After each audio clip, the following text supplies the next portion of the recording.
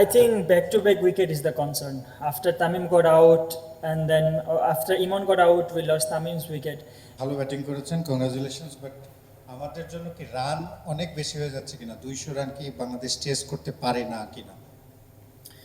না, আসলে আপনি যদি উইকেট হিসাব করেন, আমাদের এটা যে উইকেট, এখানে 200 আমরা পিএসএলও দেখছি, 200 খুব ইজিলি হচ্ছে এবং 200 চেস করার মতো বিষয়টা এরকম না যে চেস আমরা করতে পারতেছি না।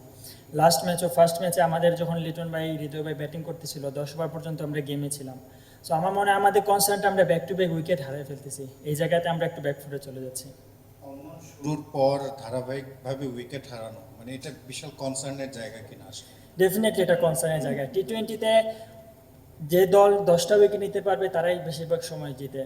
আমি মনে করি আমাদের উইকেট ধরে রেখে খেলাটা খুব ইম্পর্টেন্ট এবং আমাদের এই জায়গাতে অনেক বেশি কনসার্ন হওয়া উচিত এবং অনেক বেশি ফোকাস হইতে হবে।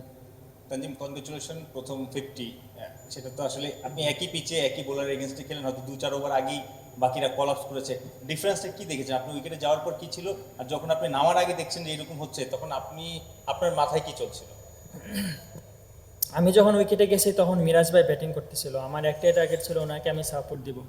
উনি যতক্ষণ মাঠে থাকবে আমার ফোকাস ছিল যে আমি স্ট্রাইক রোটেট করব এবং মিরাজ ভাই আমার বলতেছিল যে তুই থাক, তুই সাপোর্ট দিলে আমরা ম্যাচ বাইর করে নিয়ে আসতে পারবো। কিন্তু আনফর্চুনেটলি আসলে আমরা আর্লি অনেকগুলো উইকেট হারাই ফেলছি। সো 200 চেস করতে গেলে আমাদের ব্যাটসম্যানদের দায়িত্ব নিতে হবে ডেফিনেটলি। সো আমরা উপর থেকে যদি আরেকটু দায়িত্ববান ব্যাটিং করি তাহলে আমি মনে করি 200 চেস করা সম্ভব।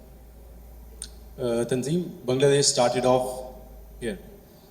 Bangladesh started off really well during the chase. They scored in first overs. They scored 40 plus odd runs. Then what suddenly came?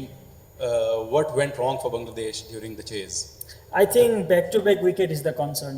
After Tamim got out, and then after Imon got out, we lost Tamim's wicket, and then Liton and Hridoy tried to make a partnership, but again we lost Liton's wicket, and then again Hridoy. And back-to-back wicket, I think that's the area we collapse, I think. Shakib, আমি একটা বিষয় জানতে চাবো যে আমরা মোমেন্টামটা কি ধরতে ব্যর্থ হচ্ছে কিনা। আমি যদি গত ম্যাচে একটু রিকল করি, আমরা শুরুতে 2 উইকেট নেওয়ার পরে একটা ওরা বড় পার্টনারশিপ করেছে, তারপর যখন 5 উইকেট ওদের গিয়েছিল তখন একটা আমাদের অল্প রানে সুযোগ ছিল। আজকেও যদি আমরা দেখি, আমরা শুরুতেই ওদের প্রথম একটা কিন্তু রান আউট হয়ে গিয়েছিল। আমরা এই মোমেন্টামটা মিস করছি কেন বারবার? আসলে আমাদের যারা টিমের মধ্যে আছে তারা সবাই ওয়েল প্রুভেন এবং যারা ডোমেস্টিকে বলে ইন্টারন্যাশনালে বলেন সব জায়গাতেই proven player.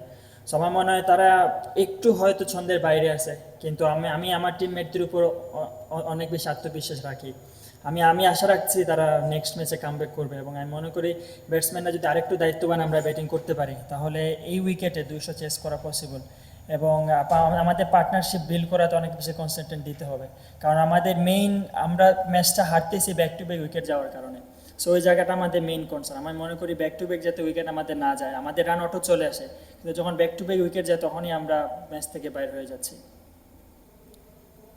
Assalamu alaikum Tanzim.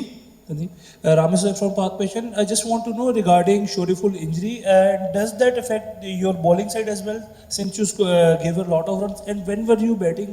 What did you have a chat with Miraz? Thank you.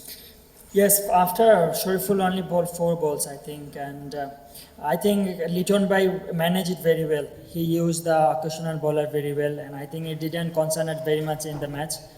And when I went to the batting with Miraz Bhai, I was just trying to support him. I was trying to rotate my strike, and when Hassan came, I told him I will get the chance if I get ball in the slot. So that was the plan. Thank you. Thank you.